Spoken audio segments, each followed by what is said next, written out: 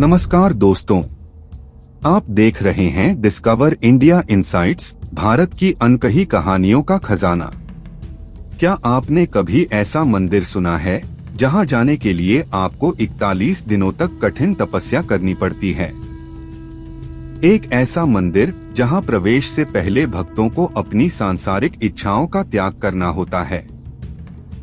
एक ऐसा मंदिर जो न केवल श्रद्धा और भक्ति का प्रतीक है, बल्कि रहस्यों और चमत्कारों से भी भरा हुआ है।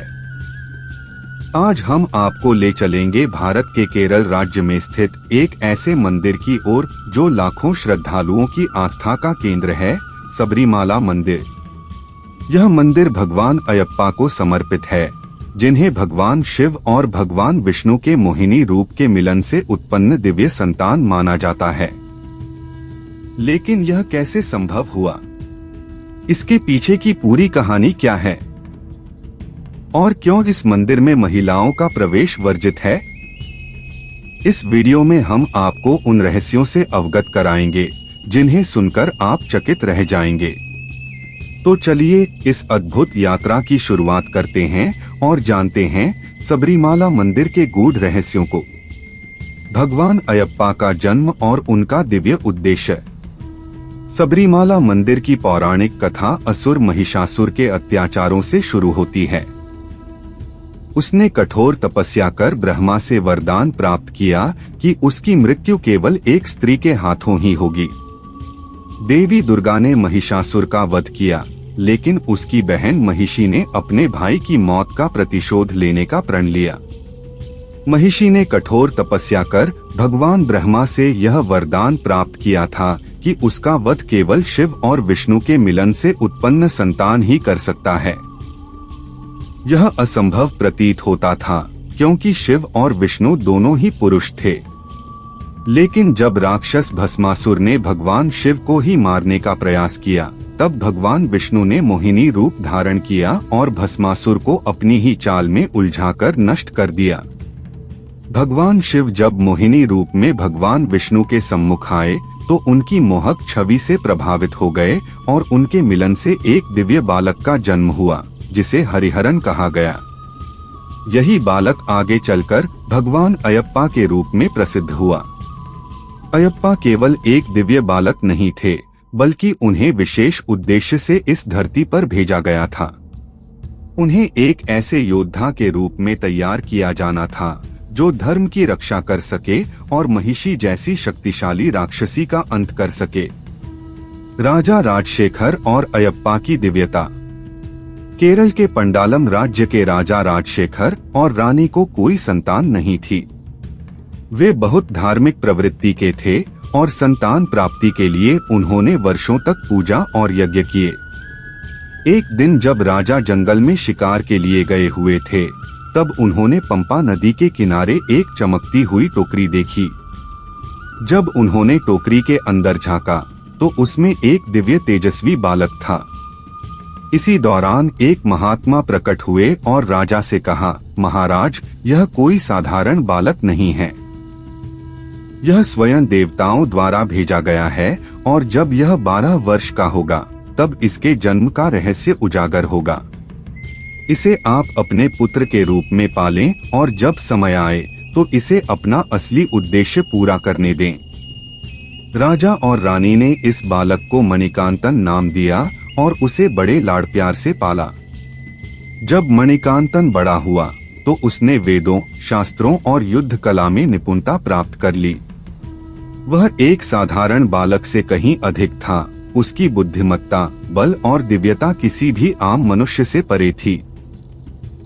एक दिन जब मणिकांतन अपने गुरु के पास अपनी शिक्षा पूर्ण करने गया तो उसने गुरु दक्षिणा के रूप में कुछ मांगने को कहा। गुरु ने उसकी दिव्यता को पहचानते हुए अपने गूंगे और अंधे पुत्र को दृष्टि और वाणी प्रदान करने का वरदान मांगा। मणिकांतन ने जैसे ही अपने हाथ उस बालक के सिर पर रखा, वह तुरंत देख और बोलने लगा। यह चमत्कार देख सभी अचंभित रह गए और पूरा राज्य मणिकांतन की अलौकिक शक्तियों से परिचित हो गया। राजा राजशेखर ने मणिकांतन को राज्य का उत्तराधिकारी घोषित करने की इच्छा व्यक्त की, लेकिन दरबार के मंत्री और रानी इससे खुश नहीं थे। मंत्री स्वयं राजा बनना चाहता था और रानी चाहती थी कि उनका जैविक पुत्र ही राजा बने। षड्यंत्र के तहत उन्होंने रानी की बीमारी का नाटक किया और राजा को बताया कि केवल बाघिन का दूध ही इसका इलाज कर सकता है। उनका उद्देश्य था कि मणिकांतन जंगल में जाकर मारा जाए, लेकिन नीति को कुछ और ही मंजूर था। महिषी का वध और सबरीमाला मंदिर की स्थापना। अयप्पा जब बड़े हुए तो उन्होंने अपने असली उद्देश्य की पूर्ति के लिए महिषी से युद्ध करने का निश्चय किया। महिषी अत्यंत बलशाली थी और देवताओं से भी अधिक शक्तिशाली बन चुकी थी। उसका आतंक पूरे ब्रह्मांड में फैल गया था और वह किसी भी देवता से पराजित नहीं हो सकती थी। अयप्पा ने महिषी को खोजने के लिए गहन तपस्या की और फिर उसका सामना किया। दोनों के बीच भीषण युद्ध हुआ, जिसमें महिषी ने अपनी समस्त शक्तियों का प्रयोग किया। अयप्पा ने अपनी दिव्य शक्तियों और योग बल से उसे कमजोर किया और अंततः उसका वध कर दिया। महिषी की मृत्यु के पश्चात उसका वास्तविक स्वरूप प्रकट हुआ। वह एक सुंदर स्त्री के रूप में परिवर्तित हो गई। उसने भगवान अयप्पा से विवाह करने की इच्छा जताई, लेकिन अयप्पा ने ब्रह्मचर्य का पालन करने का संकल्प लिया था। भगवान अयप्पा ने उसे यह वरदान दिया कि जब तक कोई भक्त पहली बार सबरीमाला यात्रा के लिए न आए, तब तक वे उससे विवाह नहीं करेंगे। यही कारण है कि आज भी मल्लिकापुरथम्मा मंदिर भगवान अयप्पा के मंदिर के समीप स्थित है। सबरीमाला मंदिर की स्थापना के पश्चात भगवान परशुराम ने स्वयं वहां भगवान अयप्पा की मूर्ति स्थापित की और तब से यह स्थान एक प्रमुख तीर्थ स्थल बन गया। 41 दिनों की तपस्या और महिलाओं के प्रवेश पर प्रतिबंध। सबरीमाला मंदिर की यात्रा एक साधारण तीर्थ यात्रा नहीं है, बल्कि यह एक कठोर तपस्या का प्रतीक मानी जाती है। इस मंदिर की यात्रा करने के लिए भक्तों को 41 दिनों की कठिन साधना करनी होती है, जिसे व्रतम कहा जाता है। इस व्रतम के दौरान भक्तों को सात्विक आहार लेना होता है, ब्रह्मचर्य का पालन करना होता है और मन व शरीर को पूर्ण रूप से शुद्ध रखना होता है। इस प्रक्रिया को संपूर्ण आत्मसंयम और आध्यात्मिक जागरूकता के लिए आवश्यक माना जाता है। अब सवाल उठता है कि इस मंदिर में महिलाओं का प्रवेश क्यों वर्जित है? इसके पीछे कई आध्यात्मिक और पौराणिक कारण बताए जाते हैं। मुख्य रूप से भगवान अयप्पा को एक नैष्ठिक ब्रह्मचारी माना जाता है, यानी वे संपूर्ण जीवन ब्रह्मचर्य का पालन करते हैं। ऐसी मान्यता है कि 10 से 50 वर्ष की आयु की महिलाओं का मंदिर में प्रवेश भगवान अयप्पा की तपस्या और उनकी ब्रह्मचर्य शक्ति को बाधित कर सकता है।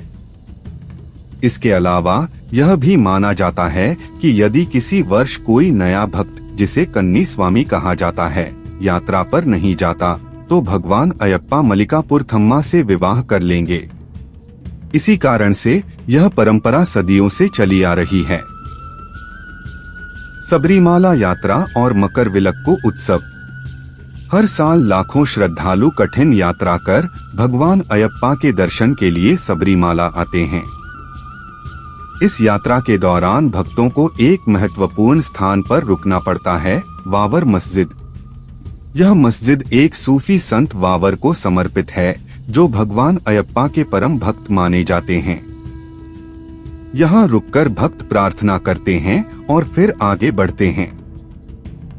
सबरीमाला की यात्रा का समापन मकरविलक्कू उत्सव के साथ होता है। यह पर्व तब शुरू हुआ जब भगवान अयप्पा का सामना भगवान श्री राम और लक्ष्मण से हुआ था।